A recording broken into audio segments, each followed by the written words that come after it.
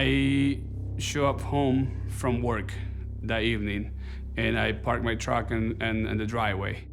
My son come out to the house, and he's like, something happened to Natalia at the school. She fell, she hit her head, she's crying. I drove over there. When I got there, my daughter's crying, loud, a lot of pain. She couldn't move her legs, neither one. She keeps saying over and over, I can't feel my legs. And I keep asking to her, what happened? She looked at me like she was like lost. She's like, I don't know what happened. I'm like, how did I get here? Like, what's going on? I was like, I don't remember anything. Everything's blank.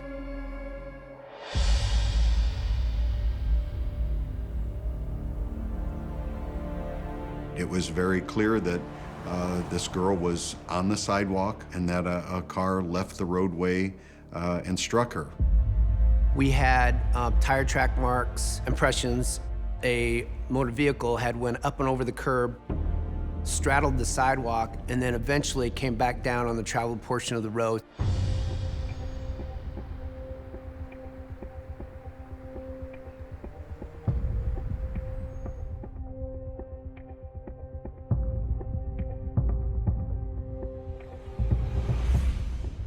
We learned Nicole Poole was 42 years old. She lived in the Des Moines metro area. In the still photo, she was at the front door knocking on the door, but we didn't have any video after that. According to talking to her ex-husband, she was there to see her daughter. The time of her being in the area was right. We had to find this Nikki Poole, and we needed to get her in for an interview. We had found out several days later that she was in the Polk County Jail. Nikki Poole had gone to a convenience store in West Des Moines. She was clearly either under the influence or having some sort of mental health episode at the time.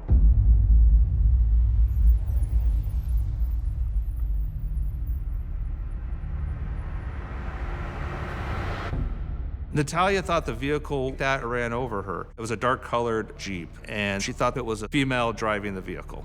I authored a search warrant to search that vehicle. It looked like there was a shoe print mark on the passenger side door. And the dirt that was on the car, it looked like impressions from clothing, like that pattern had been impressed into the side of the car. That really started to bring Nicole into the picture as the suspect.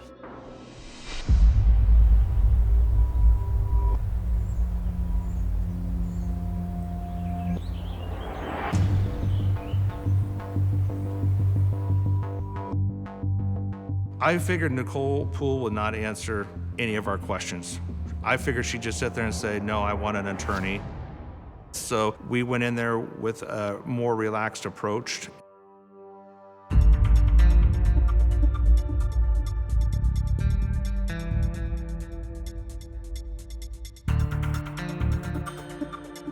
So I know you were there getting gas. So that, what happened? What did you do before that? Remember? Yeah, what were you driving? What color was that? Black. Okay. So what did you do next? I left. Okay. Yeah, I ran over her. You ran over her on accident? I was just in awe. I kind of had to pause there for a second and try to get my composure. Oh my gosh, she just admitted she ran somebody over. Do you remember what she looked like? Before she was Mexican, she left him. Did you know that she was Mexican when you were approaching her? Yeah, when we saw her face, I did. Because why didn't you stop? I'm just asking. I was having anxiety that day, just thinking that she was trying to take over homes and just. Okay. It's like taking over. What do you mean by taking over home? Taking over homes. Yeah. She was taking over the jobs. Okay. The homes and her jobs. She keeps throwing out Mexican, taking our jobs, taking our homes.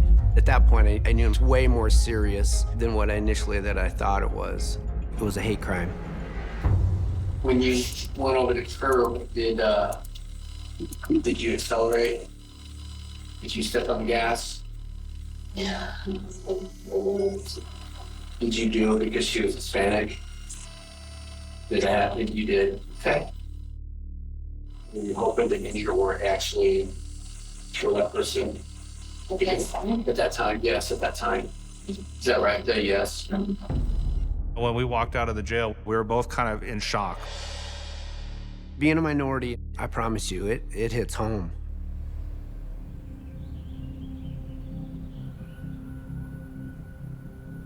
Our investigators heard from the Des Moines Police Department that they were investigating a case where a car had gone up onto the sidewalk and a child had been hit by a car. And she was the person that did that. We have a single incident, but it just expanded and blossomed into this huge, pattern of activity that she was doing on the whole west side of Des Moines. I really fear that if she had not been stopped at that point, that there may have been other victims in other ways.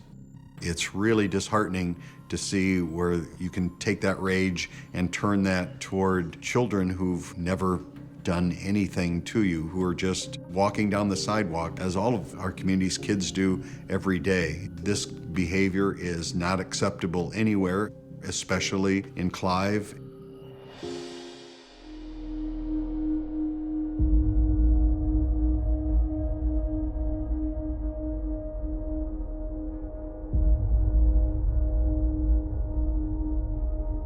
It was kind of a relief for us. Oh, great, they did it. They found who did it. But then when they give the notice why she did it,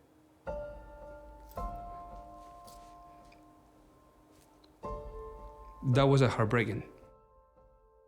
I was just in a state of shock. I didn't know whether to cry or to scream or to just run away. I knew there was racism in the world, but I never knew that it would happen to me, 2 blocks away from my house. My wife and I, we had the idea to leave the country forever, but no one is going to push me away. We stayed to prove our kids that they belong here. We can't live in fear, and we can't let that destroy my family.